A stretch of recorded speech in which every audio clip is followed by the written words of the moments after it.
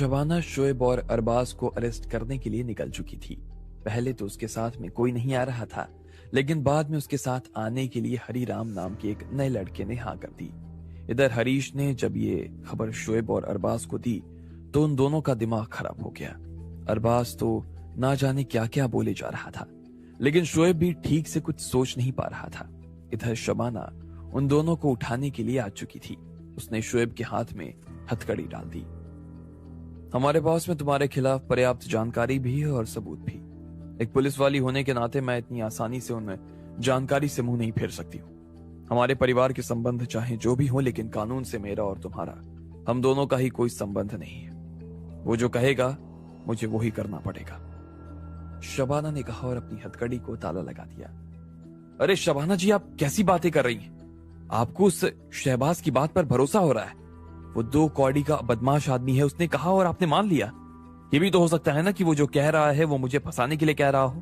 आपने इस बारे में जरा भी नहीं सोचा? हाँ, शोएब ने बहुत ही तीखी आवाज में उससे कहा और फिर मुस्कुराने लगा। देखो शोएब, बात ऐसी है कि अगर मेरे हाथ में जो सबूत हैं अभी, उससे यही साबित होता है कि तुमने ही उसे बोलकर लोगों को मरवाया है। इसलिए मुझे अभी तो तुम्हारे इस बात पर विश्वास नहीं हो रहा है। मुझे अरेस्ट करना होगा तुम्हें। इसके अलावा मेरे पास कोई चारा नहीं है और ना ही इसमें बातचीत करने की कोई गुंजाइश भी मुझे दिखाई दे रही है। शहबाज ने जो कहा है, अगर वो कोर्ट में गलत साबित हो जाए और वो कोई सबूत पेश ना कर पाए तो हम तुम्हें फिर से छोड़ देंगे। अगर तुम बेकसूर हो तो मुझे नहीं लगता कि तुम्हें किसी चीज से डरने की कोई जरूरत है, लेकिन हाँ, अगर तुमने ऐसा कुछ किया है तो मैं तुम्हें छोड़ने वाली नहीं हूं, शबाना ने कहा और शोएब की आंखों में देखने लगी। ठीक है, लेकिन एक चीज का ध्यान रखना, अगर मेरे साथ में कुछ गलत हुआ ना तो तुम्हें इस चीज की कीमत चुकानी पड़ जाएगी। शोएब ने शबाना को घूरते हुए देखा और ये बात कही। हरे राम, ले चलो इसे, शबाना ने कहा।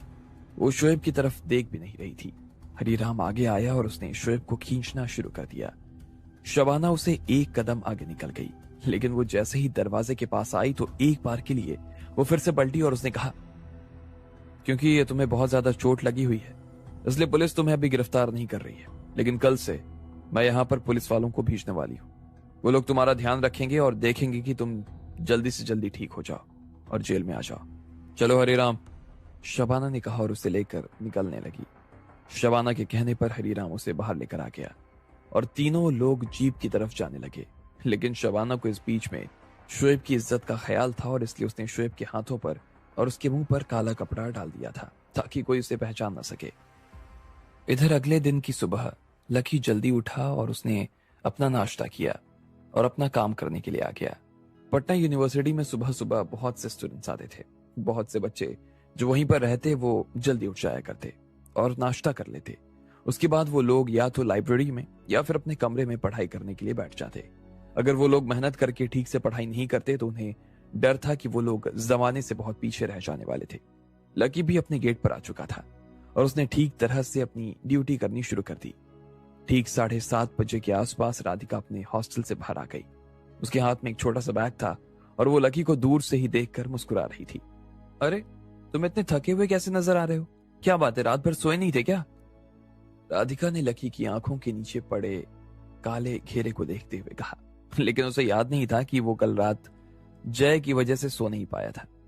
आज सुबह भी उसे यहाँ आते आते बहुत देर हो गई और इसलिए उसकी नींद पूरी नहीं हुई थी। लेकिन उसके साथ जो हुआ उसके बारे में वो किसी भी हाल में राधिका को तो नहीं बता सकता था, इसलिए वो मुस्कुराने लगा और उसने अपनी नाक खुजाते हुए कहा, अरे वो फिल्म देख रहा था, उसके 2 पार्ट थे और फिल्म इतनी अच्छी कि दोनों ही पार्ट एक ही रात में देख गया मैं, इसलिए सोने में देर हो गई। तुम्हें पता है मैं अपना काम खत्म करते ही कल तो सो गई।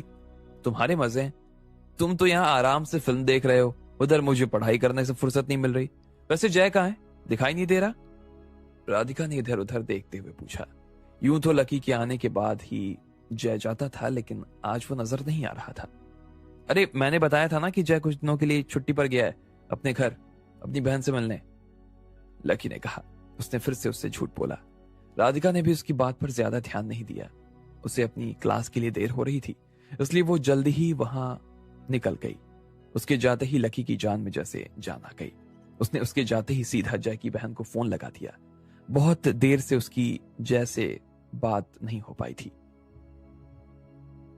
लकी भाई आप कैसे हैं? भैया आपके लिए ना बहुत ज्यादा परेशान हो रहे थे। पुलिस ने आपको ज्यादा परेशान तो नहीं किया ना? और इस वक्त आप कहां पर हैं? आप बोलो तो आप भाई आपकी जमानत के लिए पुलिस स्टेशन आ सकते हैं। वो अब काफी ठीक हैं। विजया ने घबराते हुए कहा। लकी ने जैसे ही उसकी बात सुनी तो उसे काफी अच्छा लग रहा था। उसे ऐसा लग रहा था जैसे वो अपनी ही बहन से बात कर रहा हो। अचानक ही उसके चेहरे पर मुस्कान आ गई और उसने मुस्कुराते हुए कहा, अरे मैं ठीक हूं, तुम्हें मेरी चिंता करने की जरूरत नहीं है। और जैसे कह दो कि उसे भी पुलिस स्टेशन आने की कोई जरूरत नहीं है। मैं वहां से बाहर आ गया हूं, सब कुछ ठीक है। और जय कैसा है? लकी ने पूछा। भैया भी ठीक हैं, अच्छे हैं। उन्हें टाइम पर इलाज मिल गया, इसके लिए आपका बहुत बहुत थैंक यू, विजया ने कहा। इसके बाद लकी तो फोन रखने वाला था, लेकिन उधर से विजया की बात पूरी नहीं हो पाई। उसने फोन को चालू रखते ही अपने पास बैठे हुए जैसे कहा, भैया लकी भाई बिल्कुल ठीक हैं और जेल से भी वो बाहर आ गए। मैंने कहा था ना कि वो अच्छे आदमी हैं। अच्छे लोगों के साथ में ना कुछ भी बुरा नहीं हो सकता। वैसे लकी भाई इधर भैया की भी हालत ठीक है। डॉक्टर ने कहा है कि भाई को सिर में थोड़ी सी ज्यादा चोट लगी है।